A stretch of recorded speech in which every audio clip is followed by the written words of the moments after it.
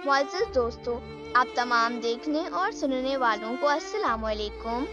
नाज़रीन ग्रामी, पिछले चंद माह से पाकिस्तान पर एक के बाद एक ऐसा अज़ाब नाज़िल हो रहा है कि इंसान सोचने पर मजबूर हो जाता है। कभी बाबूसर टॉप पर अचानक पानी पहाड़ की तरह उतर आता है और सब कुछ बहा कर ले जाता है। कभी बलूचिस्तान की सरजमीन ज़लज़लों से लरज़ उठती है, तो कभी खैबर पख्तूनख्वा के पहाड़ों में क्लाउड बर्स्ट बस्तियां मलिया-मेट कर देता है। लाखों जिंदगियां तबाह हो रही हैं, हजारों खानदान उजड़ गए हैं, अरबों का माली नुकसान हो चुका है और यूं लगता है जैसे हमारी धरती पर आफात का ना खत्म होने वाला सिलसिला शुरू हो गया है। सवाल ये है कि आखिर ये सब क्यों हो रहा है? अल्लाह हमसे इतना नाराज क्यों है? क्या हमने अपनी जिंदगियों में ऐसी गलतियां कर ली हैं जिनकी सजा अब हमें यूं भुगतना पड़ेगी? नाजरीन, ये अलमनाक वाकया खैबर पख्तूनख्वा के जिला बुनीर्स के और सवात में पेश आया, जब अचानक मौसलाधार बारिशों ने पूरे इलाके को अपनी लपेट में ले लिया। ऐसा लग रहा था जैसे आसमान फट पड़ा हो और पानी के दरिया ऊपर से बरस रहे हों। पहाड़ों के दामन में नदी नालों ने लम्हों में तगयानी इख्तियार कर ली। पानी का बहाव इतना शदीद था कि अपने रास्ते में आने वाली हर चीज को बहा ले गया। बोनीर की तहसील गोदजीरी में चंद मिनटों के अंदर ऐसा मंजर देखने को मिला जो किसी क़यामत सुगरा से कम न था। घर जमीन बोझ हो रहे थे, दुकानें और बाजार मलबे का ढेर बन गए थे।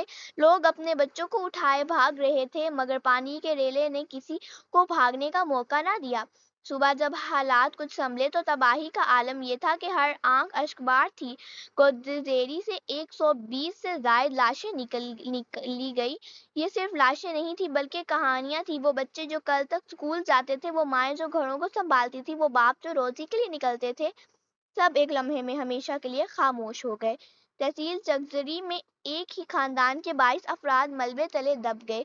सोचिए, एक ही छत तले रहने वाले सब लोग एक साथ दुनिया से रुखसत हो गए। ऐसे में वो मंजर देखने वाले कहने लगे कि आसमान भी रो रहा था। सवात में भी दरियाए सोवात और दरियाए पंचगोड़ा में ऊंची दर्जे के सैलाब आया। बाजार डूब गए, गाड़ियां खिलौनों की तरह बह गईं, घरों का सामान और बच्चों की किताबें पानी में बह गई। मानसहरा में एक कार बरसाती नाले में बह गई और 2 अफराद जान से गए। बाजोर और देर के इलाके में पुल टूट गए और कई लोग लापता हो गए। लेकिन नाजरीन, इस हौलनाक सैलाब के दौरान एक ऐसा मुआवजा भी पेश आया जिसने सबको हैरान कर दिया। बोनेर के इलाके में जब पहाड़ों ने जबरदस्त रेले नीचे उतारा तो लोग अपनी जानें बचाने के लिए भागने लगे। इस हजूम में एक हाफिज कुरान भी मौजूद था, जिसके हाथ में अल्लाह का मुकद्दस कलाम लिपटा हुआ था। वो भी भाग सकता था, मगर इसने रुकने का फैसला किया। इसने दोनों हाथों से कुरान को बुलंद किया और बुलंद आवाज में अल्लाह की आयत पढ़ना शुरू कर दी। लोगों ने अपनी आंखों से देखा कि जो रेला बड़ी शिद्दत से बढ़ रहा था, अचानक आहिस्ता होने लगा। इसका शोर कम हो गया, बहाव की रफ्तार थम गई और फिर एक लम्हा आया कि सबने मुआवजा देखा। वो रेला अपने रुख बदल गया और आबादी बच गई। इस मंजर के बाद लोग सजदे में गिर गए। औरतें और बच्चे अल्लाह का शुक्र अदा करने लगे और सबकी जुबान पर एक ही जुमला था, ये अल्लाह का कलाम का मुआवजा है। प्यारे दोस्तों, अब सवाल ये है कि ये आफत बार बार हमारे मुल्क में क्यों आती हैं? कभी जलजला, कभी सैलाब, कभी बारिशों की तबाही और कभी खुश्क साली। हकीकत ये है कि ये सिर्फ कुदरती मज़ाहिर नहीं, बल्कि हमारी अपनी गलतियों का नतीजा है। अल्लाह ताला कुरान में फरमाते हैं, ज़मीन और समंदर में फसाद इंसान के अपने हाथों से पैदा होता है। हमने सबसे पहले अल्लाह को भुला दिया। कुरान जो हमारी रहनुमाई के लिए था, घरों में सिर्फ ज़ीनत की चीज़ बन गया।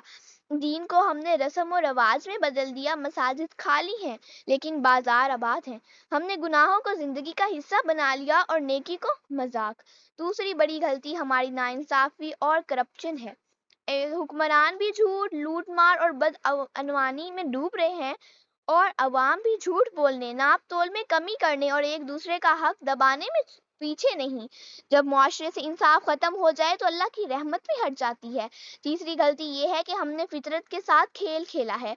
पहाड़ काट कर गैर कानूनी तामीरात की हैं, दरियाओं के रास्ते बंद करके सड़कें और प्लाजे बना दिए, दरख्तों को काट कर जमीनों को नंगा कर दिया। नतीजा ये निकला कि जब बारिश आती है तो पानी के कुदरती रास्ते बंद होने की वजह से आफात बनकर हमारी बस्तियों पर टूट पड़ता है।